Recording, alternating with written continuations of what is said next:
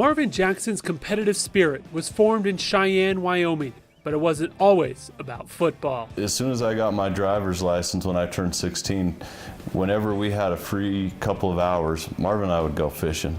And probably 95% of the time, he beat me at that. He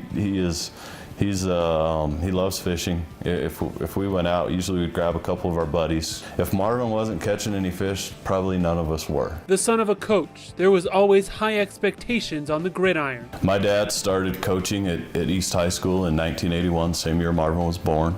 He coached football and basketball at East. So we grew up in the sports atmosphere. Dad as a coach was somewhat of a catch-22. I think there were higher expectations on us to perform at a high level with him as the coach, and we just had a great support system with all of our family. A late bloomer, Jackson didn't receive a lot of recruiting love coming out of high school, but that may have played the biggest role in helping him become a star.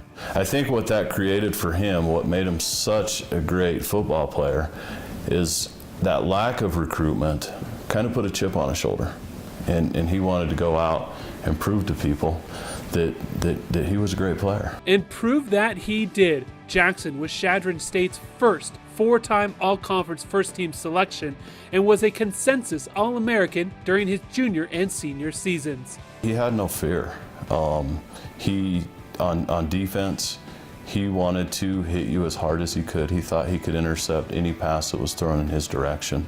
It probably felt that way for opposing quarterbacks, as Jackson would set a school record with 22 interceptions, a number that is also still number one in RMAC history. When he stepped on that football field, he had a whole different attitude, and whenever he touched the ball on kickoff return, punt return, he thought he could score, and a lot of times he did.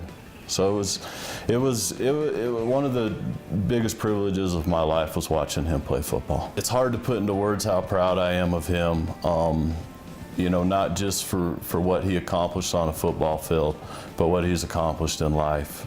He's become a great father.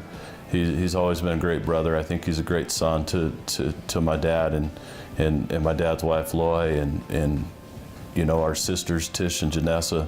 He's just been a great person for us to be around. Congratulations to Marvin Jackson, RMAC Hall of Fame, class of 2017.